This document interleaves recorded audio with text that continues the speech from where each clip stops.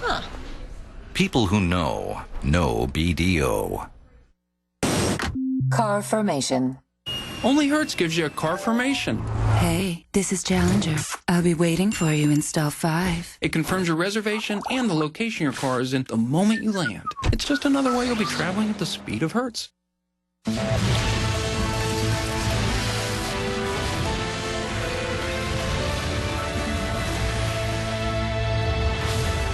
Good morning. Thank you so much for joining me. I'm Carol Costello. Stories we're following right now in the newsroom at 30 minutes past the hour, watching the opening bell on Wall Street. Stock futures have been pointing down. Wells Fargo and JP Morgan Chase released earnings reports that failed to impress investors. Christine Romans is watching it all from New York. Hi, Christine. Hi there. Well, you know, we're looking at a market that's been hitting record after record after record, Carol. And so a lot of folks were looking for a pause, a reason to take profits. You're seeing that. The retail sales report this morning, very disappointing. And so that's another reason why people are just saying, you know, look, it looks like consumers are having a little bit of pullback after records and new highs almost every day this week. Time to take a little bit off the table. We took a look at bank results. Banks coming up with record profits, Carol, but their sales were a little bit softer. Jamie Dimon over at JP Morgan, their results, you know, record profits, but again, their loan growth was pretty soft. And Jamie Dimon saying that small businesses are really even being more cautious than they need to. There you can see the first quarter profit numbers of the banks. Look at those numbers, Carol. Wells Fargo pulling in $5 billion in profit in just the first 3 months. Let me just take you through the disappointing retail sales. Electronics and appliances down. Department stores down. Gas stations down.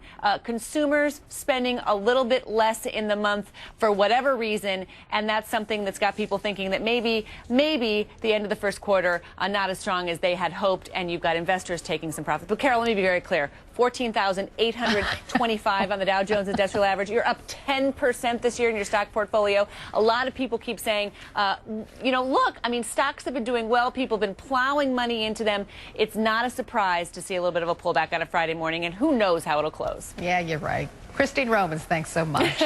You're welcome. Let's talk politics now. In Kentucky, a mystery is solved. Maybe.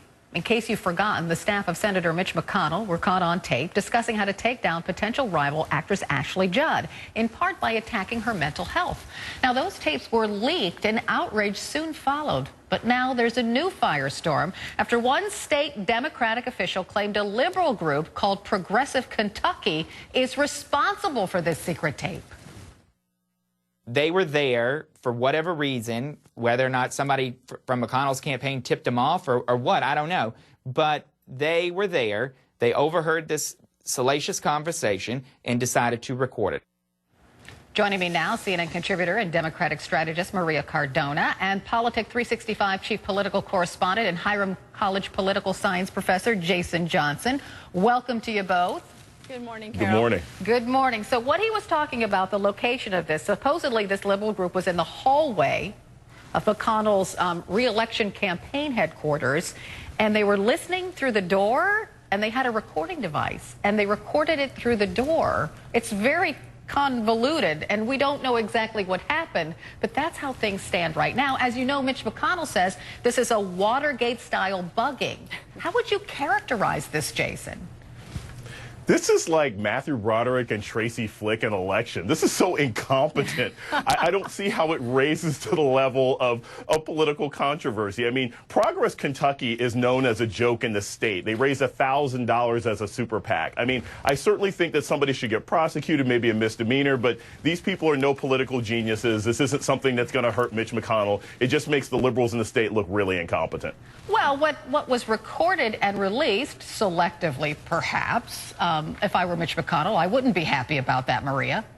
I agree, but I think Jason has a point in that the tactics that Mitch McConnell was talking about on tape, though ugly and disgusting, and I think underscore what a lot of people, even in Kentucky, believe about Mitch McConnell, that he can get really down and dirty in politics, they're really nothing new. And so I think on that point, you know, the outrage should just stop, because this is something that both parties do. What I think we need to focus on is were any laws broken? And my understanding is that the folks at Progress Kentucky are talking to the FBI and cooperating with them, as they should. This is a group that does not have a very good track record in Kentucky. They were involved in some disgusting tweets about the senator's wife, which are completely abhorrent, and the Democratic Party the official Democratic Party has completely said that that is not the way to go, as they should. And so I'm actually glad that the gentleman talked about that this was not something that the official Democratic Party is involved in, and basically called out Progress Kentucky for those tactics. Oh, but the left isn't finished with McConnell yet, because this watchdog group, a left-leaning watchdog group called Citizens for Responsibility and Ethics in Washington, has now asked the FBI and the Senate Ethics Committee to investigate if any laws were violated by McConnell staff members. They say they might have done this research on Ashley Judd on Senate time, using Senate resources. Come on, really, Jason? Yeah, I think this is ridiculous. Maria knows this, I know this. Anybody who's worked on a campaign, and I've worked for both parties, this is what you do. I don't even think that what Mitch McConnell was saying, or it actually wasn't him, it was one of his staff members was saying about Ashley Judd was really all that bad. Look, anything in your background, except for the race and ethnicity of your wife, should pretty much be in play. If Ashley Judd had mental problems, they can talk about it. It's not like they ran an ad about it. So I think the left is just running around chasing their own tails, trying to justify some bad behavior. Mitch McConnell didn't do anything that bad, neither did his staff. Progress Kentucky could be completely ignored, and McConnell's going to be fine. So actually, Maria, this could help Mitch McConnell.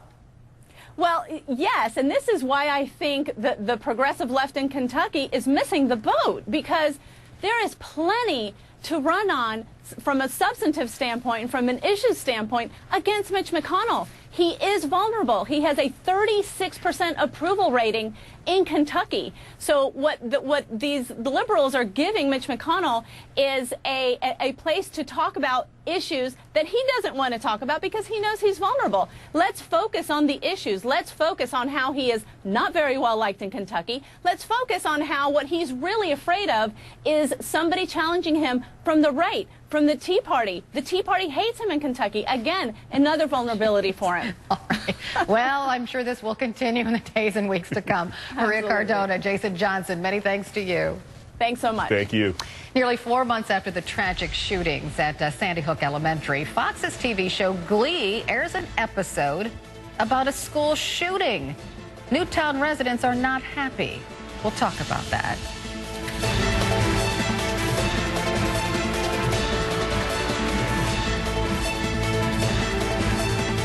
With Wells Fargo Advisors and Vision Planning process, it's easy to follow the progress you're making toward all your financial goals. A quick glance and you can see if you're on track. When the conversation turns to knowing where you stand, turn to us, Wells Fargo Advisors.